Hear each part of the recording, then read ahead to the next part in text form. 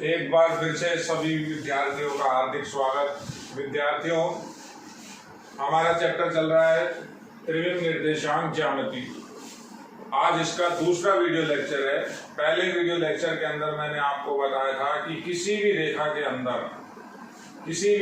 अंदर हम दिक् कोसाइन या दिक् कोसाइन या डायरेक्शन कोसाइन, सब एक ही नाम है, किस तरह से ज्ञात करते हैं, उनका क्या महत्व होता है, उसको हमने एक तरह से डेरिवेशन की फॉर्म में देखा था। तो एक बार मैं थोड़ा सा वो रिपीट करता हूँ, आपको दोबारा रिपीट करता हूँ। मैंने आपको बताया था, अगर कोई भी रेखा निर्देशी अक्षों के साथ धनात्मक दिशा में अल्फा, बीटा और गामा कोण बनाती है, तो इन कोणों की कोज्या, कोज अल्फा, कोज बीटा और कोज गामा को हम डायरेक्शन कोसाइन या डीसी कहते हैं। संकेत की फॉर्म में हम इसे एल, एम व एन से व्यक्त करते हैं। इसके बाद इनके अंदर एक संबंध बनाया था, L square M square plus N square, तीनों का जोड़ यूनिटी यानी एक। इस चीज के बाद इसी का एक दूसरा सेकंड टॉपिक, किसी रेखा के दिक् अनुपात, डायरेक्शन रेशियो डी आर, उसको हम बोलते हैं डीसी, इसको हम बोलते हैं डी आर शॉर्ट में। तो मैंने एक छोटी सी बात लिखी हुई है, छोटी सी डेफिनेशन समझ लीजिए इसे। ऐसा लिखा हुआ है, प्रत्येक रेखा में, किसी भी रेखा में दिक् कोसाइन डीसी व दिक् अनुपात डी आर, किसी भी रेखा में डीसी व डी आर सदैव समान अनुपात में अर्थात समानुपाती होते हैं। कोई भी रेखा हो या कोई भी वेक्टर हो, उसके अंदर जो डीसी और डीआर होंगे, उनका जो अनुपात होगा हमेशा समान होगा। डीसी के लिए हमारे पास एक ये संबंध आया था, तीनों के अंदर L square plus M square plus N square की वैल्यू 1। अब इसी बात को अपन किस तरह से स्टार्ट करेंगे, यदि किसी रेखा में D R A B C हो,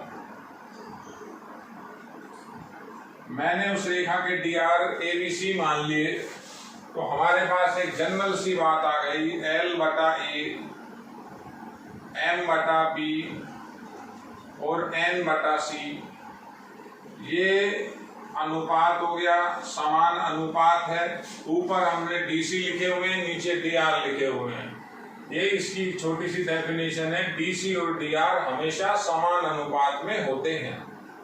अब इसी से अपन इसके बीच में संबंध निकालेंगे। किस तरह से निकालेंगे, देखिए, एल बटा ए, एम बटा बी, एन बटा सी, इन तीनों को मैं किसी नए नाम से लिख सकता हूं, के। अब कई बार बच्चे पूछते हैं कि सर ये के क्या लिखा हुआ है, ये के है क्या, किस तरह से के का क्या मतलब होता है, के क्यों लिखते हैं। देखिए, आप बात को समझिए। ये कह रहा है ये तीन अनुपात समान है। अनुपात बराबर का ये मतलब हुआ, जैसे ऐसा लिखा हुआ है, 5/10 बराबर 1/2 बराबर 10/20। देखिए, ये अनुपात समान है। तो जो इनका जो रिजल्ट है, अब वो अनुपात आया क्या, कुल मिला के 1/2, ये 1/2, ये 1/2। तो ये जो 1/2 होता है, ये के यानी इस के का मतलब हुआ 1/2। समझिए आप। तो हम इस समान अनुपात को के बराबर या किसी भी अक्षर के बराबर मान सकते हैं। अगर इन दोनों को लेंगे तो L की वैल्यू हमारे पास एक ही आ जाएगी। इन दोनों को लेंगे तो M की वैल्यू B की आ जाएगी, और इन दोनों को लेंगे तो N की वैल्यू हमारे पास C की आ जाएगी। देखिए, उसके बाद जो हमारा एक संबंध है, संबंध आपको कल बताया था, किसके अंदर संबंध बताया था आपको, डायरेक्शन कोसाइन के अंदर। तो संबंध ये था आपका कि L square plus M square plus N square की वैल्यू 1 होती है। अगर मैं ये सारी वैल्यू यहाँ रख देता हूँ, देखिए आप, तो किस तरह से वैल्यू आएगी, ए स्क्वायर के स्क्वायर, बी स्क्वायर के स्क्वायर, सी स्क्वायर के स्क्वायर की वैल्यू 1 हो जाएगी। LMN की वैल्यू मैंने वहां पुट कर दी, तो के स्क्वायर कॉमन आ जाएगा, A square plus B square plus C square equals to 1 हो जाएगा। के स्क्वायर की वैल्यू आएगी 1 upon A square plus B square plus C square. तो जो के की वैल्यू बनेगी हमारे पास वो बनेगी plus minus under root A square B square plus C square. ये के की वैल्यू बन गई।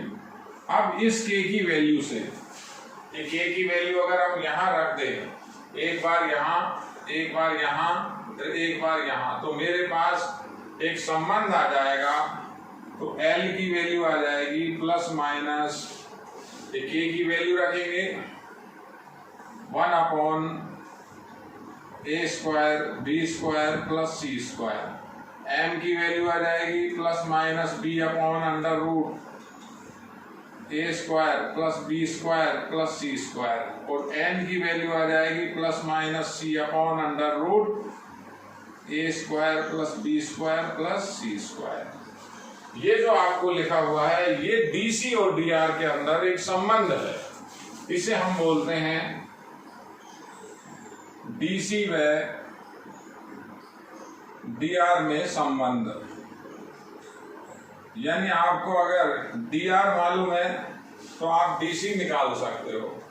डीआर हमने क्या लिए हुए हैं, ए बी और सी। डीसी हमने क्या माने हुए हैं, LMN। तो ये जो चीजें होती हैं डीसी और डीआर हमेशा समान अनुपात में होते हैं, ये इनके बीच में एक संबंध है। इसी पे आधारित अब हम क्वेश्चन करके देखते हैं। देखिए आप क्वेश्चंस को आप बेटा समझिए, छोटे छोटे क्वेश्चन हैं जिन्हीं की बदौलत आपका एक बड़ा सवाल वहां होगा। एक बार इसे देख लीजिए आप, नोट्स में आपको सारी चीजें मिलेंगी, प्रॉपर आप नोट्स बनाइए। दूसरा वीडियो लेक्चर है, नोट्सों को आपको उसी क्रम में बनाना है, उसमें आपको बीच में कुछ भी नया ऐड नहीं करना है बेटा। जैसे आपको नोट्स भेजे जा रहे हैं उसी क्रम में आप पेज नंबर 1 2 3 4 5 उतार के आप नोट्स बनाइए।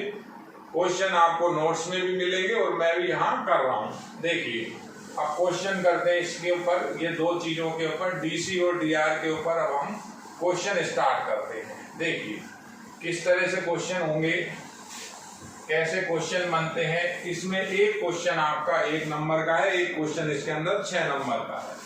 तो क्वेश्चन नंबर 1 कर रहा हूं मैं। पहला क्वेश्चन, यदि किसी रेखा में,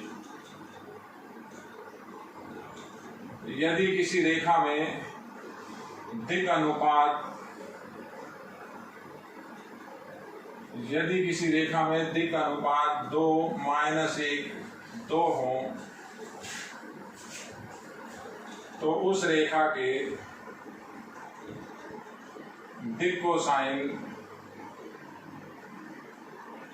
या डीसी ज्ञात कीजिए, डायरेक्शन कोसाइन ज्ञात कीजिए। अब सबसे पहली बात आपको क्या समझनी है, सबसे मेन और इम्पोर्टेंट बात यह है, जो ये डीसी और डीआर होते हैं इनके बराबर में, इनके आसपास किसी तरह का कोई ब्रैकेट नहीं लगता। ब्रैकेट लगता है कोऑर्डिनेट के अंदर। जैसे ये लिखा हुआ है 2 3 5 और मैंने ये ब्रैकेट लगाया तो निर्देशांक हो गया। डीसी और डीआर कोमा से सेपरेट करोगे, किसी तरह का कोई ब्रैकेट नहीं लगाएंगे। बड़ा सिंपल सा क्वेश्चन है, देखिए हल। माना रेखा में डीसी LMN हो तो L की वैल्यू क्या बताओगे आप, प्लस माइनस, फॉर्मूला भी बता सकते हो। L की वैल्यू प्लस माइनस A की वैल्यू 2 अपॉन अंडर रूट 2 का स्क्वायर -1 का स्क्वायर 2 का स्क्वायर, तो ये आया प्लस माइनस 2/3। ऐसे ही M की वैल्यू आ जाएगी, M की वैल्यू माइनस है तो माइनस प्लस 1/, ये एज इट इज चलेगा, 2 का स्क्वायर माइनस 1 का स्क्वायर प्लस 2 का स्क्वायर, तो ये आया माइनस और प्लस 1/3, और ऐसे ही n की वैल्यू आ जाएगी plus minus 2 again under root 2 का स्क्वायर माइनस 1 का स्क्वायर 2 का स्क्वायर, ये अगेन आया प्लस माइनस 2/3। ये उसके अंदर आपके क्या हो गए, डीसी हो गए। अब डीसी क्यों है, ये डीसी कंफर्म भी कर सकते हैं आप। अभी आगे अपना एक बहुत इंपॉर्टेंट टॉपिक आएगा कि डीसी और डीआर आप कैसे पहचानोगे। तो डीसी के अंदर क्या होता है, इन सभी के वर्गों का योग इकाई आना चाहिए। तो सभी के वर्गों का योग करते हैं तो देखिए 4/9, 1/9 और 4/9। देखिए 4/9, 1/9, 4/9, इनका एडिशन हो गया 1, यानी कंफर्म हो गई डीसी है इसकी। एक क्वेश्चन ये देखिए, इसके बाद क्वेश्चन नंबर 2 कर रहा हूं मैं। देखिए बेटा क्वेश्चंस देखिए, सारे क्वेश्चंस आपको नोट्सों में भी मिलेंगे। जो नोट्स मैं आपको दे रहा हूं उन्हें भी आपको पढ़ना है, पहले वीडियो देखना है, उसके बाद आपको नोट्स पढ़ने हैं। सेकंड क्वेश्चन, क्वेश्चन नंबर 2, यदि कोई रेखा अक्षों के साथ, अब यहाँ अक्षें 3, पहली बात आप ये समझिए, हम 3D के अंदर बात कर रहे हैं। तो बच्चा कहेगा सर पता कैसे चलेगा, सब मालूम होगा। किसका क्वेश्चन है, 3 ज्योमेट्री का, 3 डायमेंशनल ज्योमेट्री का। यदि कोई रेखा अक्षों के साथ, ऐसा भी लिखा जा सकता है निर्देशी अक्षों के साथ समान कोण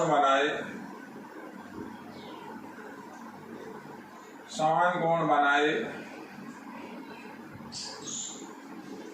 तो उसकी दिक्कोजाएं ज्ञात कीजिए। देखिए आप, तो उसकी दिक्कोजाएं ज्ञात कीजिए। किस तरह से करेंगे इस क्वेश्चन को सॉल्यूशन। अब पहले हमें मानना होता है कुछ ना कुछ। मान लिया रेखा निर्देशी अक्षों के साथ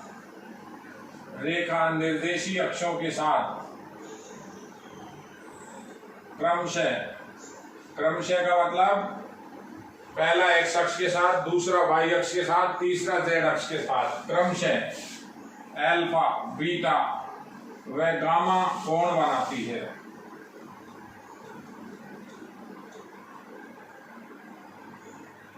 तो कह रहा है कोण समान है, तो कोण समान है तो क्या दिया हुआ है, alpha equals to beta equals to gamma. जब कोण ही बराबर है तो कोस लगाएं तो वो भी बराबर, तो कोस अल्फा बराबर कोस बीटा बराबर कोस गामा। ये पहला तो दिया हुआ है, बड़ा सिंपल काम। अब हमारे पास एक बेस फॉर्मूला है, l square plus m square plus n square की वैल्यू 1, यानी cos square alpha cos square beta cos square gamma की वैल्यू 1 है हमारे पास। इसके अंदर ये तीनों के तीनों इक्वल हैं। किसी भी एक नाम को बीटा की जगह भी अल्फा रख देता हूँ, गामा की जगह भी अल्फा रख देता हूँ। तो लिख रहा हूँ cos square alpha cos square alpha cos square alpha equals to 1 हुआ। तो 3 कॉस स्क्वायर अल्फा की वैल्यू आ गई 1, कॉस अल्फा की वैल्यू आई प्लस माइनस 1/√3। इसको हम L बोलते हैं, कॉस अल्फा L है। तो ये जब cos alpha cos beta cos gamma equal है तो रेखा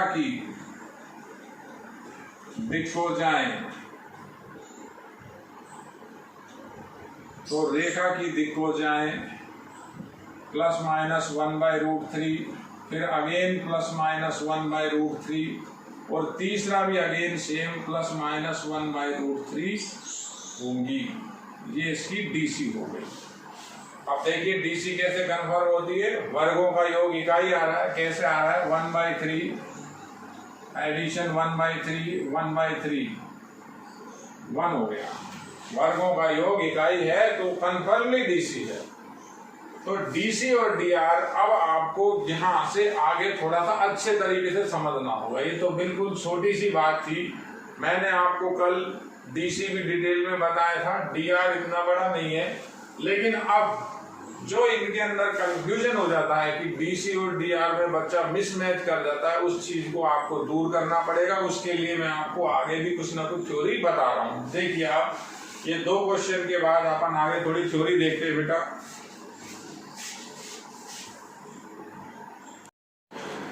देखिए विद्यार्थियों, अब बात करते हैं डीसी व डीआर के मान हम कैसे निकालते हैं, उनको कैसे फाइंड आउट करते हैं। एक तरीका तो मैंने अभी आपको बताया था कि अगर आपके पास दिक् अनुपात दिए हुए हैं तो आप फॉर्मूला लगाइए और डीसी आप निकाल लीजिए। लेकिन दिक् अनुपात कैसे समझते हैं, कैसे निकालते हैं, उसको देखते हैं। डीसी व डीआर ज्ञात करना और सबसे इंपॉर्टेंट है उसकी पहचान करना, आइडेंटिफाई करना कि इनमें से डीसी कौन सा है, डीआर कौन सा है, डीसी किस जगह होता है, डीआर की क्या पोजीशन होती है। तो ये चीज सबसे ज्यादा इंपॉर्टेंट है इस चैप्टर के अंदर। अगर आपको ये शुरू के पहला, दूसरा और तीसरा वीडियो लेक्चर बहुत अच्छी तरीके से बेटा क्लियर हो जाता है तो आगे इस चैप्टर में कुछ ऐसा खास नहीं है, सीधे सीधे फॉर्मूले लगाएंगे, बड़े क्वेश्चन आपके इजीली हो जाएंगे। मेन जो इसमें सबसे बड़ी खास बात है वो डीसी और डीआर के संदर्भ में ही है। बच्चा थोड़ा सा यही गलती कर जाता है, तो वो गलती आपको नहीं करनी है। देखते हैं। अब सबसे पहले मैं बात कर रहा हूँ डीआर की। आपको मेरी बात सुननी है बेटा, जो मैं आपको बातें आपको बता रहा हूँ ऐसा मत सोचिए कि सर हर चीज आप लिखवाइए। मैं सारी चीजें लिखवा रहा हूँ, सब चीजें आपको बुक में भी मिलेंगी। नोट्स में आपके पास जितना भी मैंने आपको नोट्स दिए हैं, सब नोट्स के अंदर वो प्रॉपर नोट्स हैं। नोट्स में आपकी सारी चीजें आ जाएंगी। देखिए, तो अगर अपन पहले दिक् अनुपात की बात करते हैं तो दिक् अनुपात, मान लेते हैं मेरे पास कोई भी रेखा है। थोड़ा सा मेरी बातों को आप समझने का प्रयास कीजिए। ये सिर्फ और सिर्फ सीधी सीधी बात समझने की ही है। यहाँ जो मैं बोल रहा हूँ, जो मेरी लैंग्वेज है, वो आपको क्लियर समझ में आनी चाहिए। टॉपिक बहुत छोटा है, टॉपिक बिल्कुल छोटा है, लेकिन बात क्या है, सारी बात है समझने की। टॉपिक बहुत छोटा टॉपिक है, लेकिन अगर आपको ये चीज क्लियर हो जाती है तो बेटा आप कहीं भी कोई दिक्कत आपको नहीं आएगी। मान लेते हैं हमारे पास कोई रेखा है। मैं आपको पहले बता चुका हूं, रेखा की कोई लेंथ नहीं होती, रेखा की कोई लंबाई नहीं होती, रेखा अनंत तक विस्तृत होती है दोनों तरफ। अब मान लेते हैं ये कोई भी रेखा है मेरे पास, ये रेखा है L1 या L, रेखा का नाम दे दिया, लाइन बोलते हैं तो L लिख दिया। इस रेखा पर, इसके बेस पर एक सदिश है। अब वेक्टर कैसे बनता है, 2 पॉइंट होते हैं, एक पॉइंट होता है इनिशियल और एक होता है फाइनल। तो जैसे आपने ए से बी कोई वेक्टर ले लिया, अब ये एरो का जो निशान लग रहा है, आप इसको चाहे तो यहां लगाइए, चाहे कहीं भी लगाइए, तो रेखा के आधार पर कोई भी सदिश ए भी स्थित है। रेखा तो हो गई आपकी क्या, रेखा का नाम हो गया L, और वेक्टर हो गया, सदिश हो गया आपका ए बी वेक्टर। तो किसी रेखा में या किसी सदिश पर जो आपके दिक् अनुपात होते हैं वो किस तरह से होते हैं। मान ले मेरे पास सदिश, जो भी सदिश है, सदिश में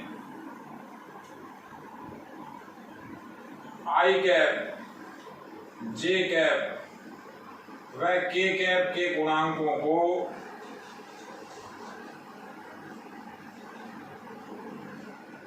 हम दिक् अनुपात कहते हैं। और इससे पहले मैंने आपको क्या बताया था, मैंने ये बताया था जो दिक् अनुपात होते हैं और जो दिक् कोसाइन होते हैं, यानी डीसी और डीआर समान अनुपात में होते हैं, वो एक अलग बात थी। तो किसी भी सदिश में आई, जे और के गुणांकों को हम दिक् अनुपात कहते हैं। ये बात बहुत इंपॉर्टेंट है। अब इसका क्या मीनिंग है, क्या मतलब है, मैं आपको बड़ा क्लियर करके बताऊंगा। उसके बाद हम जो डीसी और डीआर दोनों में फिर से एक नया रिलेशन कैसे बनता है, दोनों में क्या समानता है, दोनों की पहचान कैसे होती है, वो भी मैं आपको बताऊंगा। देखिए, आपके पास मान लेते हैं जो ए बी वेक्टर है, ये ए बी वेक्टर आपका इस तरह से दिया हुआ है K1 I cap, K2 J cap और K3 K कैप। देखिए, तो जो I, J और K के गुणांक हैं, देखिए आप I, J और K के गुणांक, I का गुणांक आपका K1, J का K2 और K कैप का गुणांक K3। तो K1, K2, K3 को रेखा के दिक् अनुपात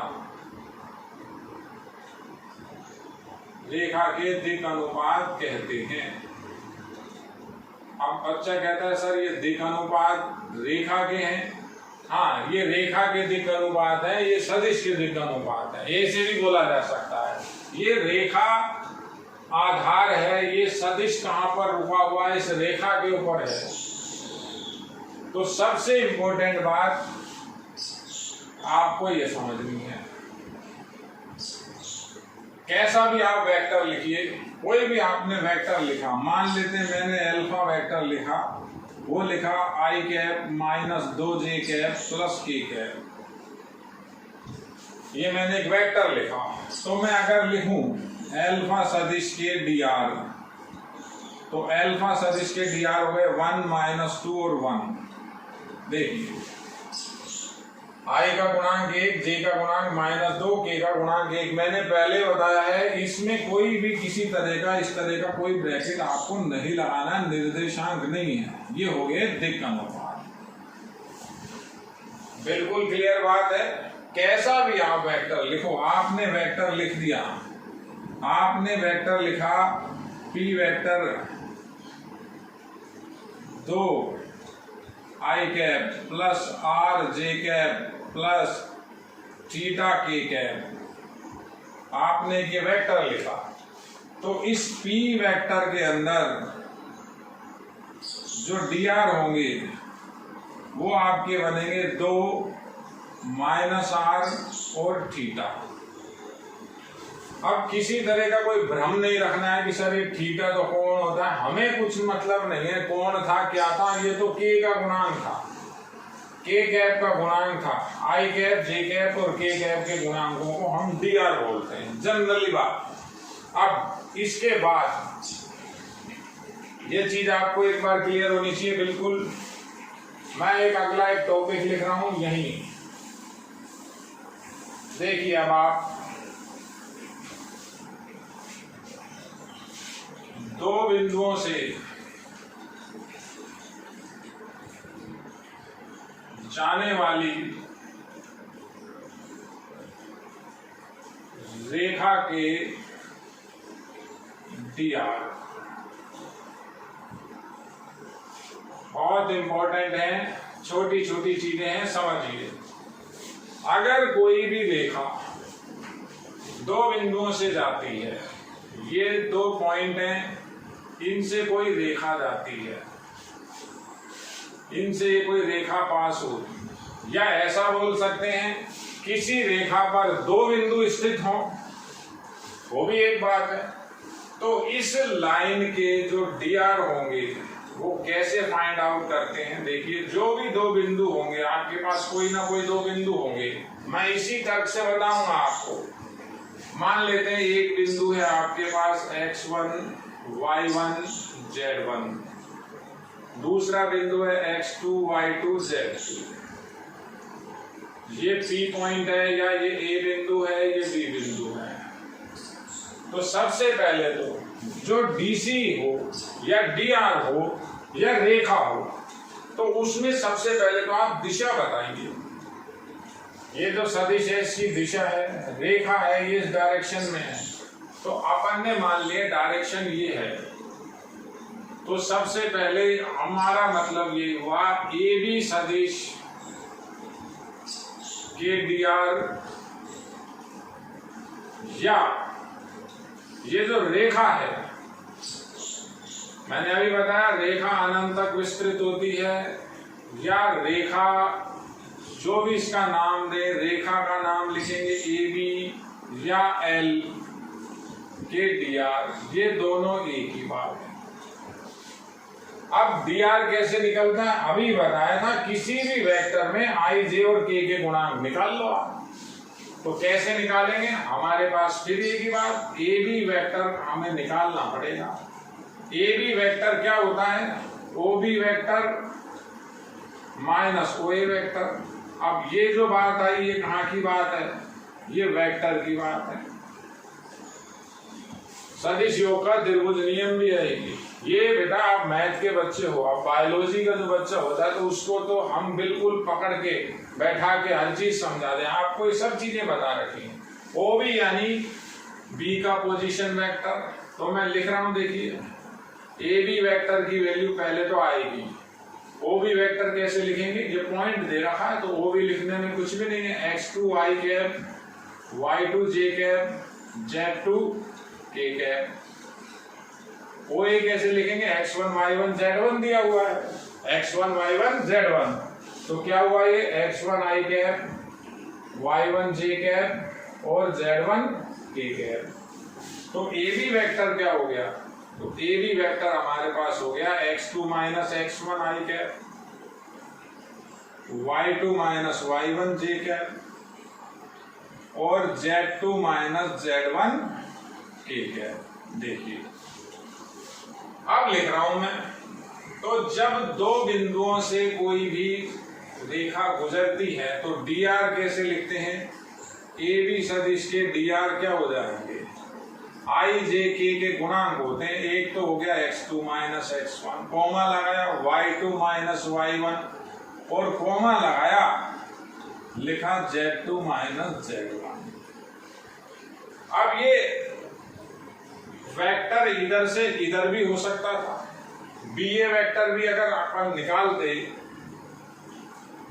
बी से ए तो रेखा तो यही रहती, तो यहाँ x1 माइनस x2 हो जाता, y1 माइनस y2 हो जाता, z1 माइनस z2 हो जाता। वो बात मैं अभी आपको आगे बता रहा हूं।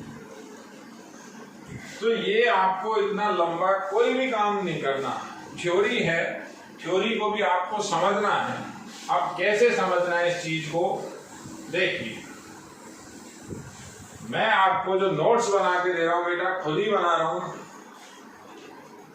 तो वो नोट्स को आपको हूबहू नकल करनी है। लेकिन नकल कैसे करनी है, पहले वीडियो लेक्चर को समझना है। वीडियो लेक्चर समझ में आता है तभी आपको नोट्स बनाने हैं, वरना आपको नोट्स भी नहीं बनाने। जब हमारे समझ ही नहीं आ रहा, वीडियो ही समझ नहीं आ रहा, तो हम वो नोट्स उतार के करें क्या। तो प्रयास करिए, कुछ भी नहीं है, बिल्कुल सिंपल चीजें हैं। अब मैं आपको नोट लगा के लिख के बता रहा हूं, इसी को सार की फॉर्म में। पहली बार एक एक चीज को बहुत तसल्ली से देखिए। ये चैप्टर में बेटा बहुत धीरे पढ़ाऊंगा। इससे पहले जो हमने एक चैप्टर चालू किया था 13.13वां चैप्टर 13.1 से, उसमें 13 लेक्चर बने थे, 13 वीडियो बने थे। इसमें हो सकता है 15 बन जाए, हो सकता है इसमें 20 बन जाए, क्योंकि सबसे इंपॉर्टेंट सबसे शानदार चैप्टर है। विद इसके अंदर क्या होगा, हमें कई बार डायग्राम भी बनाने पड़ेंगे, डायग्राम की भी हेल्प लेनी पड़ेगी, और छोटे छोटे जो कॉन्सेप्ट हैं वो आपको समझाने में मुझे टाइम चाहिए। तो ऐसी कोई अपने पास समय की कोई पाबंदी नहीं है। देखिए नोट लगा के अब लिख रहा हूं, आपको बता रहा हूं, यदि अल्फा बीटा गामा व पी क्यू आर दो बिंदु हों तो ये दो बिंदु हैं, तो इनसे गुजरने वाली रेखा, तो इनसे गुजरने वाली रेखा या इसमें से एक इनिशियल एक फाइनल, इनसे गुजरने वाला सदिश या गुजरने वाला सदिश।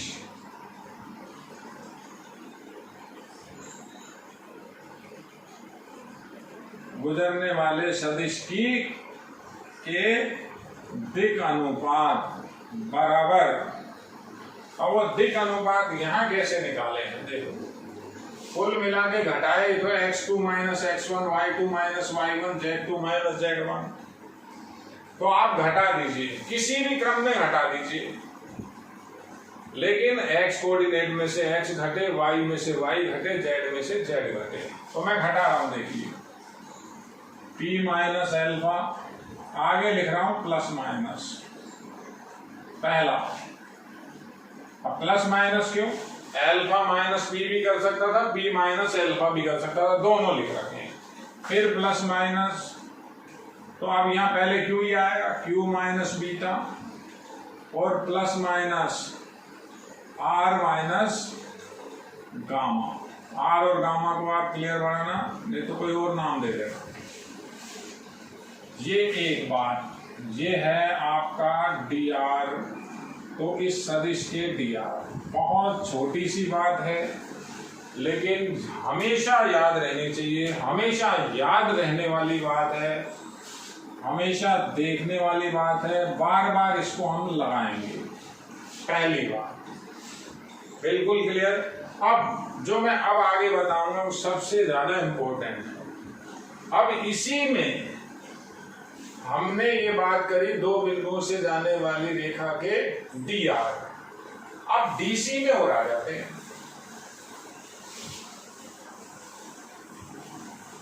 अब लिख रहा हूं दो बिंदु से जाने वाली रेखा के दिक् कोसाइन डीसी। अब बात करते हैं तो डीसी कैसे निकलता है। एक तो फॉर्मूला ये है कि हमारे पास अगर डी आर दिया हुआ है, ये डी आर है, तो डीसी कैसे निकालते हैं? अपॉन अंडर रूट, यहाँ plus minus, upon under root, यहाँ प्लस माइनस, यहाँ plus minus, upon under root, बराबर बराबर बराबर। ये पहला एल, ये एम, ये एन, बेसिक फॉर्मूले। अंडर रूट में क्या लिखते हैं? इन तीनों के वर्गों का योग, ए square B square C square, ए square B square C square, ए square B square C square. अब ये वर्गों का योग है क्या? देखिए एक बार दोबारा समझिए।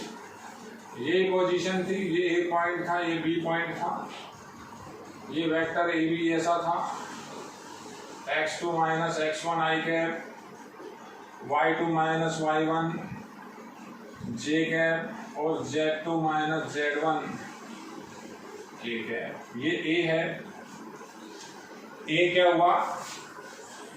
ये पहला दिक् अनुपात ए का काम कर रहा है, ये दूसरा बी का काम कर रहा है, ये तीसरा सी का काम कर रहा है। वो लिख रखे हैं A square plus B square plus C square. तो अगर मैं पहले एल की वैल्यू निकालता हूँ, एल, तो प्लस माइनस वही लिखा x2 minus x1 upon under root. अब ये अंडर रूट में क्या लिखना है? इसके वर्गों का योग, x2 माइनस x1 का whole square, y2 minus y1 का होल स्क्वायर, और z2 माइनस z1 का होल स्क्वायर। अब कोई बच्चा ये बता सकता है ये अंडर रूट में क्या लिखा हुआ है? ये जो अंडर रूट के अंदर जो वैल्यू लिखी हुई है ये परिमाण है, यहां से यहां तक की लंबाई है, परिमाण है। इसको हम बोलते हैं ए बी वेक्टर का परिमाण। तो मैं ऐसा भी लिख सकता था, एल की value plus minus x2 minus x1 upon A B vector का परिमाण। अब कई बच्चे कहते हैं कि सर ये परिमाण मत लगाओ, खाली ए बी लिख दो। ये भी सही है, ये भी गलत नहीं, ये भी सही है। ए से बी तक की दूरी यही तो लिखी हुई है, परिमाण। तो अभी मैं वापस ये लिख रहा हूं, ये एल हो गया। एम कैसे आएगा? Plus minus y2 minus y1 upon, या तो ये लिख दीजिए पूरा, या आप ये लिखिए केवल, ये m हो गया। और इसी तरह से n की वैल्यू आएगी plus minus z2 minus z1 upon A vector A B का परिमाण। ये हो गया आपका, ये क्या हुआ? ये हुआ इस रेखा के अंदर दो बिंदुओं से गुजरने वाली रेखा की डायरेक्शन कोसाइन डीसी। ये कॉन्सेप्ट हुआ डीसी का। अब इसके बाद की जो चीज है वो सबसे ज्यादा इंपॉर्टेंट है, सबसे ज्यादा महत्वपूर्ण है। मैं आपको उसका प्रमाण दूंगा, उसको अपन प्रूव करके बताएंगे। पहले आप ये देखिए, दो बिंदुओं से जाने वाली रेखा की डीसी। अब देखते हैं आगे की बात। मैं पहले एक बार लिख रहा हूं, लिखने के बाद अपन उसको समझेंगे। बात क्या है, नोट लगा के ही लिख रहा हूं।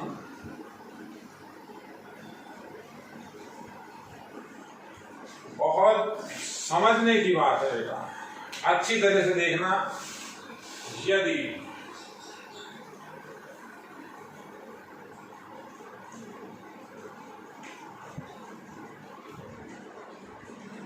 ए वेक्टर कोई सदिश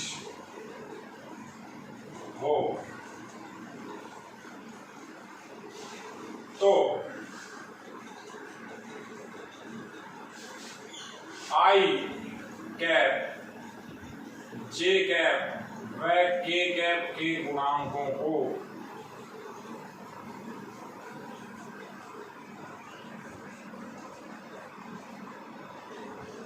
dr कहते हैं।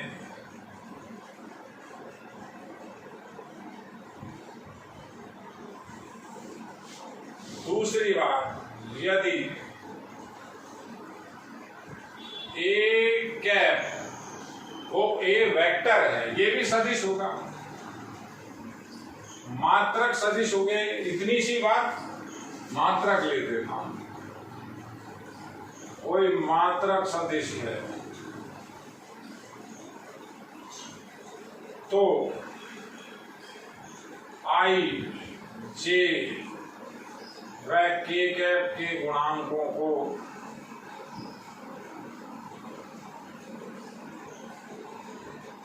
डीसी कहते हैं।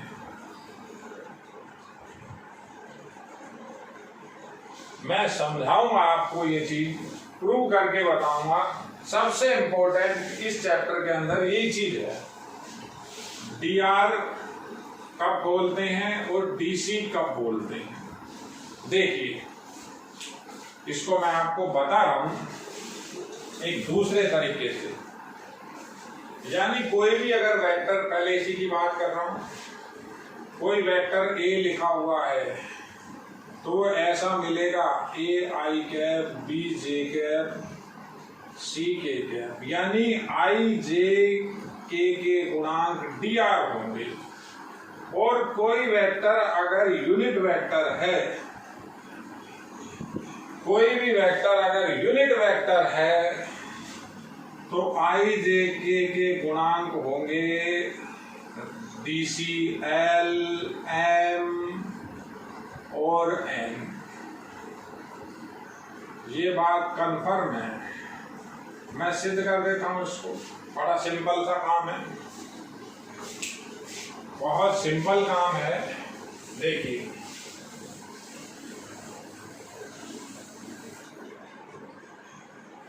ये तो आपको याद रखना पड़ेगा, ये भाषा समझनी पड़ेगी बेटा, ये तो इतना काम नहीं आएगा। यानी ए कैप में यूनिट वेक्टर में आई जे के गुणांक डीसी होते हैं, और प्लेन वेक्टर हो, परिमाण एक ना हो तो आई जे के गुणांक dr होते हैं। देखिए बड़ी सिंपल सी बात, इसको प्रूव करके देखते हैं, बहुत इंपॉर्टेंट है ये। ए वेक्टर आपके पास यही है, ए I cap, B J cap, C K cap. तो मेरे पास ए कैप का फॉर्मूला है ए वेक्टर और अपॉन उसके परिमाण का भाग। तो भाग ही दे रहा हूं, ए कैप की वैल्यू आ जाएगी ए I cap, B J cap, C K cap में हमने भाग दे दिया परिमाण का, x के गुणांक, i के गुणांक का वर्ग, j के गुणांक का वर्ग, k के गुणांक का वर्ग, अलग अलग कर रहा हूं। तो a कैप हो गया a बटा under root a square b square c square, i cap b upon under root a square b square c square, j cap. देखिए और अलग अलग कर सकते हैं, c upon under root A square B square C square और K cap. अब क्या बात आ गई, बिल्कुल क्लियर है। ये एल होता है, ये एम होता है और ये एन होता है।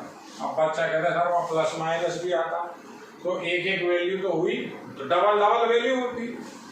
तो आया क्या फिर आपके पास, वापस वैल्यू रखें तो ए कैप यही तो बना एल आई कैप, देखिए ये एल है, ये एम है, एम जे कैप और एन के कैप। देखिए ये सबसे इंपॉर्टेंट है। अब इसको क्वेश्चंस में कैसे अप्लाई करते हैं, क्वेश्चन आपका ऐसे मिलेगा। देखिए मान लेते ए वेक्टर ऐसा दे रखा है, कोई दूसरा वेक्टर ले लीजिए, एल्फा वेक्टर 2i माइनस जे प्लस के है। तो यहाँ डी आर तो क्या हो गए, डी आर हो गए, क्या हो गए डी आर 2 माइनस ए गुरी। अब डी सी निकालनी है तो आप सीधा एल्फा कैप निकालो। एल्फा कैप क्या आ जाएगा, 2i कैप जे कैप प्लस के कैप में भाग देना है परिमाण का, ये रहा सूत्र। तो यही तो फॉर्मूला लगाओगे, परिमाण का भाग दे दो, एल्फा से एल्फा कैप आ गया तो परिमाण कितना हो गया 4 5 6 रूट 6। अब अलग अलग करें तो डीसी यहां मिलेगा, तो डीसी कितना हो गया 2 बटा रूट 6 माइनस 1 बटा रूट 6 और 1 बटा रूट 6। कल मैंने आपको डीसी एक दूसरी विधि से निकाल के बताया था, किस सूत्र से, एल बराबर यही फॉर्मूला पुराना, एल बराबर plus minus A upon under root A square B square C square, इससे भी निकाल सकते हैं। एल्फा वेक्टर है, एल्फा कैप निकाल लो, आई जे के गुणांक डीसी होते हैं, ये डी आर होते हैं। अब देखिए इनके वर्गों का योग इकाई ही आता है, वर्गों का योग करके देख लीजिए 4 बटा 6, देखिए 4 बटा 6 प्लस 1 बटा 6 प्लस 1 बटा 6, सबका जोड़ यूनिटी है, तो डीसी हो गया, ये डीआर हो गया। डीसी और डीआर में आपको बिल्कुल भी कंफ्यूज नहीं होना है। अब एक दूसरी बात, मैं उस चीज को थोड़ा सा घुमा के लिख रहा हूं, ये चीज क्लियर हो गई बिल्कुल।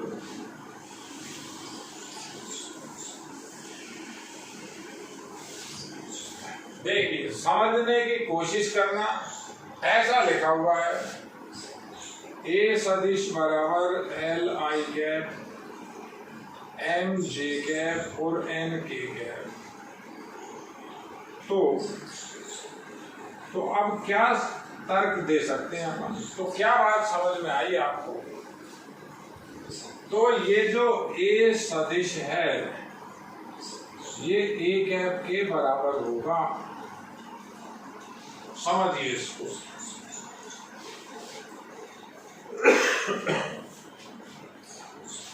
यानी इसमें परिमाण, ये जो भी वेक्टर है इसका परिमाण इकाई है।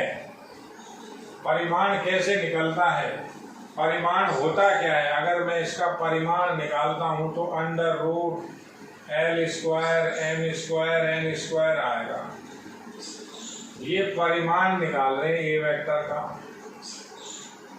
हमने पहले ही वहां DC लिखे हुए हैं, तो ए वेक्टर का परिमाण, इसकी वैल्यू 1 बता रखिए, अंडर रूट 1 की वैल्यू 1 होगी। जब परिमाण इकाई है तो वो वेक्टर अपने यूनिट वेक्टर के बराबर होता है। बिल्कुल सही, बिल्कुल क्लियर। ये बात आपको समझनी पड़ेगी बेटा। या इसको एक दूसरे तरीके से लिखता हूं, ये आप सब नोट रखिए, नोट्स में मिलेंगे। बुक से कंपैरिजन आपको नहीं करना है कि बुक में क्या है और क्या नहीं है। आप तो यहाँ देखिए बोर्ड पे एक दूसरी बात मैं लिख रहा हूं, वो इस तरह से लिख रहा हूं, यदि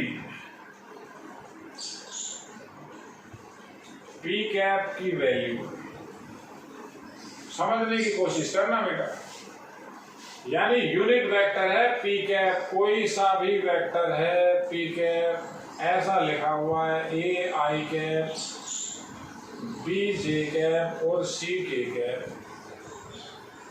तो अब ये ए बी सी क्या है? ये डी आर है कि डी सी है? ये डी सी है। अब किसी का नाम राम है तो राम की तरह हो ना हो ये जरूरी थोड़ा ना। आप नाम देखते ही कि सर एबीसी लिखा हुआ है, दिक अनुपात हो गए, नहीं, अब ये डीसी है। यहां ए बी सी डीसी होंगे।